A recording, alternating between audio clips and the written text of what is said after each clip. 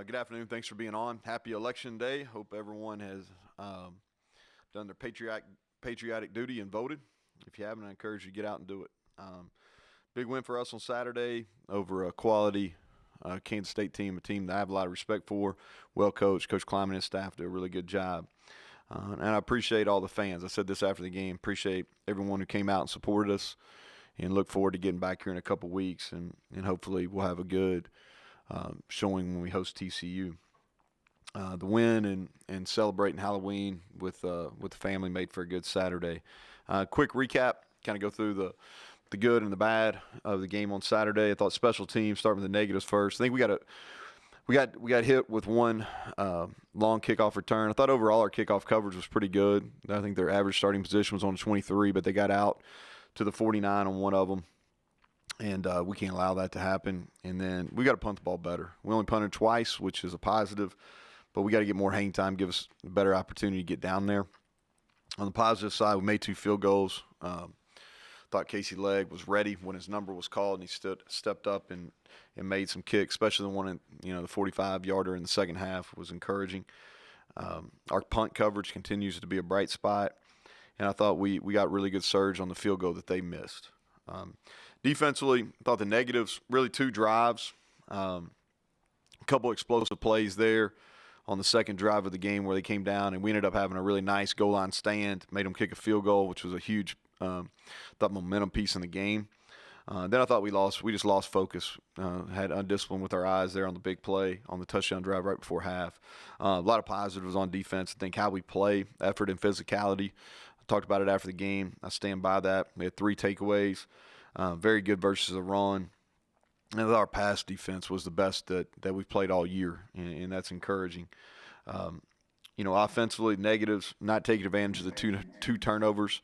That's going to be a point of emphasis. We did a better job against Tech, then came back here and didn't do as good a job. And then the goal line series where I think we had it maybe first or second and goal on the one. We get a penalty and end up having to kick a field goal. Positives, I thought we controlled the clock. Very good on third down. Several explosive plays, big plays in the run and the pass game. And then we established a running game. We were able to run the clock, run the ball out in the second half. So that was encouraging. Talking about the award winners from the week, Tony Fields, first of all, coming off 15 tackles on Saturday. Congrats to him. Big 12, newcomer of the week. Our in-house awards, our offensive lineman of the week, Zach Frazier, played center and left guard in the game, played every snap. Most productive and highest percentage graded out offensive lineman. Special teams, I thought we had some really good individual performances on special teams. Exree Lowe played well, but the guy that won the award was Dante Bonamico. He recovered a drop punt. He had a tackle and 2 assists on kickoff, and he starts on all 4 units and does a really nice job. Defensive player of the week. Had a couple, I thought, guys that we talked about, Tony already. Tyke Smith has been extremely consistent for us. And then Dre Miller played his best football game of the year. Had five pass breakups. But the defense player of the week was Sean Mahone. 7 tackles, an interception, 2 tackles on kickoff, and then a tackle on punt. And so I thought he played at extremely high level. I thought it was best game of the year. Offensively, I thought Letty continues to be really our most productive player offensively. Bryce had a nice day going over 100 yards, but the offensive player of the week chosen by the staff was Jarrett Dagey. 3rd consecutive 300-yard passing game, graded high on decision-making, did a really nice job. Our blue-collar award goes to Mike O'Laughlin, starts on our punch shield, starts on field goal protection. Thought he blocked really well in the run game, and then was productive on a couple receptions. Juice, guy that does the best job on the sidelines, J.P. Hadley. And I thought our sideline was really, really good, which has been important during these, low attendance games. Scout team players of the week, which I think these are important. These are the guys that really get the first teamers ready to play, and they're guys that I think have futures here. On special teams this week, it was DeVell Washington, and he's a young guy, a freshman in our program that continues to grow and continues to mature. He's going to be a really good player here. Defensively, Sean Martin was Scout Team Player of the Week. He actually got in and started on our punt return, punt block team this week. but he did a nice job getting us ready for the Hubert kid at Kansas State. And then offensive lineman Jaquay Hubbard, who had a nice week, and he's continuing to get more comfortable here. But kind of wrapping up, that was a great win, and we'll move on. We'll move on to and I thought it was a 3-phase win, which is important. But move on to Texas, kind of going to Austin this week, as you know. Face a Texas team that's coming off a huge overtime win over either, whichever poll you look at, number 5 or number 6 ranked Oklahoma State. Extremely talented team, maybe the most talented in our league, that usually plays their best football at home. I think if you look since Coach Herman's been there, they've played really well at home. Kind of preview on them, they've got a dangerous returner in Jamison. 2 kickoff returns for touchdowns. One of them got called back, but he still took it to the house, the way I look at it. And 3 in his career. Very good punt returner as well. Does a great job having a vertical mentality in the punt return game. Their punter, Australian, very talented, been there for 3 years, as good as anybody in the country at what he does. And Dicker, their kicker there, he's great on kickoffs. I mean, high percentage of touchbacks, which is a weapon. And then he's been consistent throughout his whole career, really kicking field goals. Offensively, they're spread up tempo, one of the top offenses in the Big 12 and really overall in the country. They're led by their quarterback, man. Ellinger is a winner. I love to watch him play. I love to watch him compete. And I think they take on his demeanor when they're playing well. He's definitely their leader, and he's a dual threat. And I think he's really improved as a passer. Deep and talented at wide out. It's probably going to be our biggest challenge that we've had this year at that position. And their O-line is really solid. They're big, they're long, they do a good job in what they ask them to do, and they've got a deep backfield there. I know one of them may be out, but they're kind of by committee, and they've got 3 really, really talented guys back there. Defensively, 4-down system. They've created takeaways and negative plays really in every game, but definitely against Oklahoma State. And the negative plays they created against one of the better teams in the country, that was impressive. I think it starts with 46 Osai. I think he's special, probably as good as a defender as there is in our league. His stats are off the charts, but then he really jumps out. He's got great ball get off. He's long. He's an early round draft pick for sure, and he's disruptive, and we got to know where he's at. They're huge on the interior of their defensive line. As big as we're going to face all year. And then Stearns, who's been there, it seems like for a long time, I think he's special in the back end, and a lot of team speed. That's the thing. You always know that when you play Texas. If you look at the recruiting rankings and the guys they've been able to recruit, there's a lot of team speed there. So huge challenge for our team this week. We're looking forward to putting together some consistency. That's our goal. And with that, I'll open up to questions. Go ahead, Greg Hunter. So, Neal, you talked about explosive plays and the improvement in that area after Kansas State. Is that something that's just organic, or is it something you can generate through calls? How do explosive plays come about? Both. You're both. A lot of them, if you look at them, Greg, like our explosive plays, there was a couple that we were able to maybe schematically have a say in, but a lot of them are just winning one-on-ones. Like, for instance, if you look at Bryce, it was a 3rd down. We liked that call on 3rd down, but he won. It was man-to-man. He won. Daggy made a great throw, caught him in stride, and then he was able to, he's got good long speed, and he was able to run away from a couple people. But I think it's a mixture. It's a lot of times it's winning one-on-ones. Sometimes schematically you see some things you can take advantage of. But I would say more oftentimes than not, it's individual players winning one-on-one matchups. Ethan Buck. Hey, Coach. This isn't really football related, but did you get a chance to speak with your guys about the importance of today's election and the impact of voting? And what did you tell them? Yeah, we spent a lot of time on it, actually, going back to the summer and through some of the social justice things that we were doing. We've got a really an inclusion committee within our program that every Tuesday for about 6 or 8 weeks there in a row we talked, and voting was the topic on a couple different times. Not only talking about the importance of voting, talking about the history of voting, throughout our country's time, but then also educating them on the local ballot and not just the presidential election, but other pivotal elections that were happening here in our state and in Mon County. Mike Kazaza. Hey, how's it going? Mike, I'm good. How are you? I'm doing good. I have a question for you about your the way you guys are racking up plays on offense without a ton of tempo. A little bit last week, but really not, warp speed stuff. And then the differential between your plays and the opponent's plays is pretty significant. I don't know if that's any type of goal, but it seems like a formula that maybe matches with the way you're wanting to play. Is that accurate enough? Yeah, I think that's fair. I think it's good research by you too. We've been able to get a lot of first downs, and we've been good on defense on third down. I think that's the kind of formula we have. There's been a couple games where we really stepped on the gas as far as pushing the tempo, but we haven't done that consistently. So I think that's what it is, made first downs and being able to get off the field defensively. And running the football is a key to that as well. John Antonic. Sam Ellinger, got a huge sample size of him, but he's had obviously a lot of success. Is he more dangerous when he gets out of the pocket with his feet? I think both. Early in his career, I think, John, that's probably a fair assessment. I don't think so anymore. I think he's gotten where he's really comfortable in the pocket, and he gets the ball out on time. His accuracy has really improved. He is a capable runner, without question, and they will run him, and he does a good job when plays break down. But I think he's plenty efficient in the pocket too. Kirk Bowles. Hey, Neal.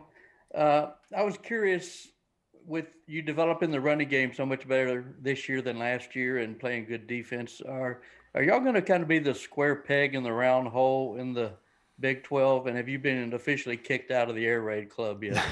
Nah. If you look at it, I think a lot of people we still we've thrown 300 yards 3 weeks. You know what I mean? Our passing's not bad. I think we're in top maybe 20, 25 in the country. No, I think if you look throughout, everybody's kind of out of that tree or our kind of roots go back to the air raid. I think most people have gone and really tried to establish a run game, and for if not another reason, just to give your defense a fighting chance through spring ball and during preseason camp and then during the season. And that's probably as big a reason why, going back to Troy, that we started doing that is for our defense as much as our offense. Now, I think the league's changed a little bit, and I think everything kind of evolves. We've talked about this, Kirk, with our beat people here at West Virginia a lot about the Big 12, and there's been a lot of turnover at the head coaching position throughout the league, and the recruiting has really improved in my opinion. And there's a lot of really good defensive minds here. The Big 12 was such an innovative offensive conference for a long time, and it still is. There's some of the best offensive minds in college football. We'll go against one in Ehrlich this week. I mean, but there's still that piece here in the Big 12. But now I think you're seeing a lot of innovation on the defensive side, and I think that only continue to improve in the players. Talking about Osai. If you look at Darius Steele for us, those are major talents that impose their will on a game, and so I don't think that we're that much different than a lot of people in our league. Honestly, that if you look at Kansas State, they've played really good defense. Iowa State's played really good defense. Texas has played really good defenses really good defense at times this year. They've already played some of the top offenses, so I think their numbers are a little bit different because of who they played. But there's TCU, Gary Patterson is as good a play caller as there is in the country, and those are I'm just going off the top of my head, but I think there's some really good quality defense being played across the board here. Skylar Callahan.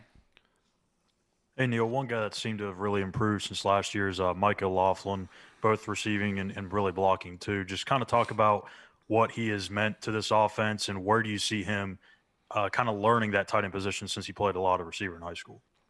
Well, I think this is his first year where he's actually had a fighting chance. We've talked about him. He's 190 pounds. When he signed, he came here towards ACL's first practice, the way I understand it, of his freshman fall camp. So he has to redshirt.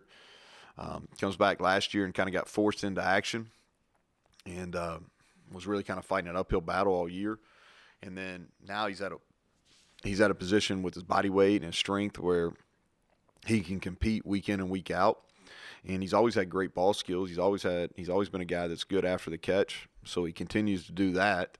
And now he's doing a really good job in the run game and the pass protection aspects. And not only him, TJ Banks has given us quality snaps all year as well. Michael Sussman. Coach, after some really close games over the last decade or so between West Virginia and Texas has kind of become somewhat of an adopted rival in the Big 12. Have you sensed a little extra juice in the building this week? And is there anything extra that you do to get your guys motivated this week? Yeah, I think that, we're excited to play Texas. I don't necessarily believe it's a rivalry game. I think our natural rivalries are kind of in our geographic footprint. I don't think Texas is looking at West Virginia as a rivalry. It's a Big 12 conference game, which means it's important. And the way I look at it in football, it's different. Baseball, you play a lot of games. Basketball, you play a lot of games. Football, you usually play 12, maybe 13, 14, 15 at the most. This year we're playing 10. And you better be ready to go every game. And that's kind of the way we look at it. Is there going to be extra juice because we're playing Texas? Not in my opinion, honestly. They're the next team, and we respect them. I got a ton of respect for Texas, the history of that program. I think it's a great experience for our guys to go to Austin and play in that stadium that has so much tradition. But I don't think it's a rivalry game, and I could be wrong. I don't think Texas probably looks at it as that either. It's just a Big 12 conference game that is vitally important for both teams who are trying to stay in the fight to get to Dallas. Cody Nesper, go ahead. Hey, Neal, I was just wondering if there was any sort of injury updates. Obviously, Evan announced he's out for the rest of the year. I think Chase left the game on Saturday, and then I don't think Vandarius played again. Yeah, Chase left for sorry, water went down. I promise you, all my tests are negative, so I feel like I got to say that every time I cough. But so Chase, he just went down for one play. He maybe two, but he played, and he's a little sore just because most offensive linemen are, but he's fine. He'll be ready to go this week. Vandarius he wasn't able to practice at full speed last week, so he couldn't play. I think it's too early in the week to decide on him for this week. The guys playing in his position are playing well, Tom Cree and Bartlett. And then Evan, unfortunately, he's out for the year. He'll have surgery next week. We'll take these last two questions. Go ahead, Mike. All right, I have two, Neal. One's another stat one that's kind of strange, but Tony's tackle total is really good, but he's about 2-to-1 in assist to solo tackles. I don't know what that says about him and the way you guys are flying around on defense. And then secondly, is there a danger almost in getting the lead on Ellinger and the way he shifts into how he plays offense and almost freelances within the script a little bit? Yeah, they've been a group that plays really, really well from behind. And I think that just speaks to he's calm. You think about how many games he's played throughout his career, how many close games have came down to the wire. Just think about Oklahoma and Oklahoma State, they go into overtime. And he's played his best in the fourth quarter. I guess they've had three overtime games. I'm sorry, Texas Tech, Oklahoma, and Oklahoma State. And he's really brought them back in the fourth quarter. And I just think, first of all, he's talented. I don't know him other than meeting him a couple times. He's a guy that just comes off to me as a winner. And he's got some mental toughness about him. I think he's got some charisma, leadership where guys follow him. And when you have that type of personality combined with the talent he has, guys are going to follow him. And he's been able to step up in those crunch time moments and make plays. So that's kind of the way I see it. As far as the solo and assisted tackles, I really probably don't have a good answer for you. I know this. We put a huge emphasis on running to the football and playing with great effort, and I think we're doing that for the most part. And so that may be a reason behind some of the assists. I'm not sure, but I don't have probably a great answer on that. Back to Greg. Neal, you mentioned injuries earlier. Your tackle situation in terms of depth. I know John Hughes didn't play, 3/4 because of injury. Junior sounds like he's out. You got a walk-on listed in your 2 deep at tackle. So what's your depth situation at tackle now? Yeah, so John left the game. It's early. John Hughes left the game early in the first quarter. He practiced yesterday. I think he'll be available for the game. Bryson Mays finished, did a good job. Nick Malone he's in our 2 deep and probably would have been regardless if anybody left or not. He's done a nice job. He continues to gain weight and gain strength, and but we don't. I mean, we've talked about this. Our depth on the offensive line is not what we need it to be, not what we want it to be. I think we've got some guys in our program that are making significant progress, and we've got guys committed to us. And it's a process. The offensive line is the hardest thing when you're building a program. It's the hardest position to recruit. I say that all the time, and I mean it. And I think we're probably 2 years away from depth-wise where we want it to be. I do think that we're much improved overall. We don't have somebody that's playing at the level of McKivitz last year individually, but I think as a whole, that unit is much improved, and that's a credit to the work that they've done. It's a credit to Chase Barrett really being a good leader up front, and then Matt Moore doing a nice job of really teaching and coaching that group.